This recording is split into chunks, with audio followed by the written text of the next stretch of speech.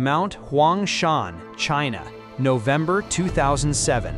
They call it the most beautiful mountain in the country, but if you stand on the edge of Xixin Peak, which translates to beginning to believe peak, the drop below isn't beautiful. It's a bottomless, violent abyss. On this freezing, storm-slicked day, a man named Chang stands near the edge. He is on his honeymoon. Beside him is his bride of exactly 10 days. Chang plunges hundreds of meters to his death. His new bride, seemingly in shock, returns to Taiwan a widow. It's categorized as a tragic freak accident, a slip of the foot in bad weather. But a few weeks later, the widow walks into an insurance office and files a claim. The payout? 50 million new Taiwan dollars, nearly 1.5 million US dollars.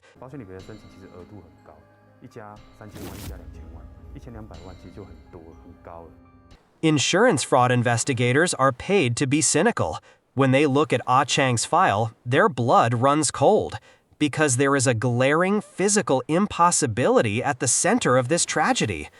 Chang was a polio survivor. His legs were severely atrophied. He couldn't navigate a simple flight of stairs without intense pain and assistance. So how did a man who could barely walk hike up a treacherous, restricted mountain trail in the middle of a rainstorm? They dig deeper. They find Chang's elderly father. The father hasn't seen his son in years. Why? Because Chang wasn't a wealthy executive. Before his sudden, luxurious wedding, Chang was a homeless beggar living on pieces of cardboard at Taipei main station. 我儿子就是街友啊，他平常在外面就是没工作，没有谋生能力，更何况有时候他回来跟他要钱。以他的这种经济能力，怎么可能可以到黄山去旅游？光是机票钱，对他来说，完全是负担不起的。 况且阿昌当街友好多年了，突然变成一间民宿的干部，突然有钱可以出国旅游，已经够怪了。更让阿昌爸爸不敢相信的是，儿子娶了美娇娘。梁爸爸他看到照片，他直觉这是不可能。怎么说？他认为说，连女相貌堂堂，怎么可能会跟他有智障的一个儿子结婚？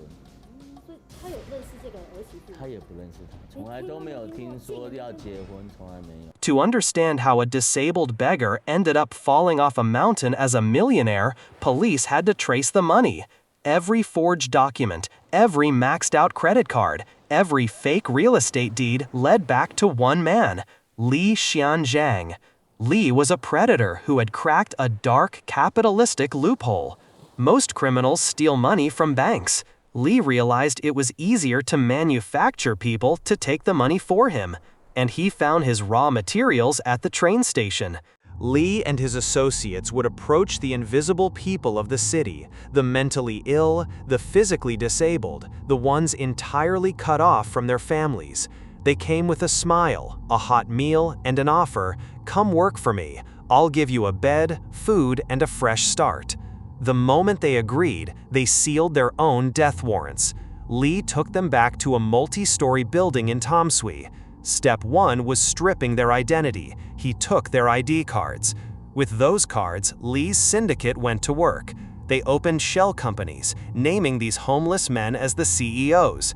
They applied for massive bank loans. They bought luxury cars and real estate, artificially inflating the prices by selling the properties back and forth among other victims. To the banking system, Chang was a massive success, a titan of industry. But in reality, Chang never saw a single dollar. But what happens when the credit dries up? What happens when the banks stop giving loans and start asking for their money back? This is where Li's syndicate crossed the line from financial fraud to serial murder. In his personal ledgers, Li didn't refer to these people by their names. He had a specific, stomach-turning nickname for them. He called them meat pigs. A pig is fed, fattened, and when it has consumed all it can, it is slaughtered for its final value. When a victim's credit score was bled dry, Li initiated the final phase. He would arrange a marriage between the victim and one of his female accomplices. They would sign the papers, buy massive travel and life insurance policies, and send the happy couple on a company vacation. As police surrounded the Tamsui property, they realized Chang wasn't the only pig in the pen. 什么叫做养套杀呢？所谓养套杀就是锁定的街友，当作是养套杀的目标。先是哄骗街友说，我可以给你工作机会，比如在马路边举广告牌，一天你可以领到800，但不止如此，我还包吃包住。等到把人给骗进来之后，就控制这些人的行动，盗用他们的身份去开设账户，然后呢，先假装汇了一笔款项进去，要当作是他们的薪资证明。为什么呢？要证明这些人他们是有固定工作，他们有固定收入了，所以接下来就可以去合法申请到信用卡，甚至可以买房子、申请房屋贷款。根据警方的推估，这些人透过这样子的手段，至少取得了超过新台币1亿元的不法所得。等到这些的街友他们的信用破产了，就把人骗到大陆去参加所谓的员工旅游，然后再制造一场意外的死亡，诈领保险金，等于是吃干抹净啊！这行径非常恶劣。Armed police raid the building. They are looking for financial ledgers, fake IDs, maybe a few suspects. They kick down doors on the first floor. Empty. Second floor. Empty. Then they reach the 7th floor. At the end of the hall is room 709. It's locked from the outside. And the smell seeping out from under the doorframe is something the veteran detectives will never forget. It is the distinct, ammonia-laced stench of rotting biological waste. The room is roughly 160 square feet.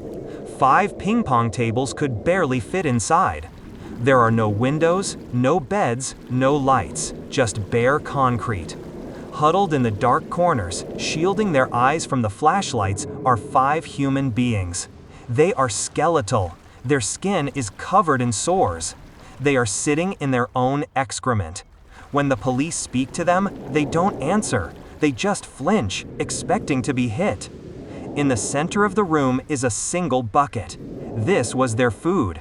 Every day, Li's accomplices would go to local restaurants, collect the scraps, bones, and half-eaten garbage left on the tables, mix it together into a fermented, sour liquid, and dump it in the bucket. They called it the slop.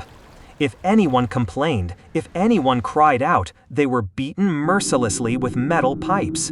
These 5 people had been trapped in this concrete box for months. Their IDs had already been stolen. Their credit was currently being drained. They were literally being kept in a cage, fattened on garbage, waiting for their turn to take a vacation. If the insurance investigator hadn't noticed the impossibility of a paralyzed man climbing a mountain, the people in room 709 would have been the next accidents.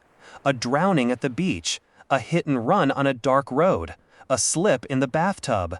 Li Xian-zhang and his accomplices were arrested. The syndicate was dismantled. But the trauma inflicted on the survivors of room 709 is permanent. They were dragged from the fringes of society into a literal descent into hell. The meat pig case terrified the people because it weaponized a terrifying truth. Predators don't always hide in the woods. Sometimes they wear tailored suits. They smile. They offer you a hot meal when you're starving. They prey on the fact that if you take someone that society has already chosen to ignore, no one is going to come looking for them when the padlock clicks shut. Stay vigilant and trust no one who asks for your name in the dark.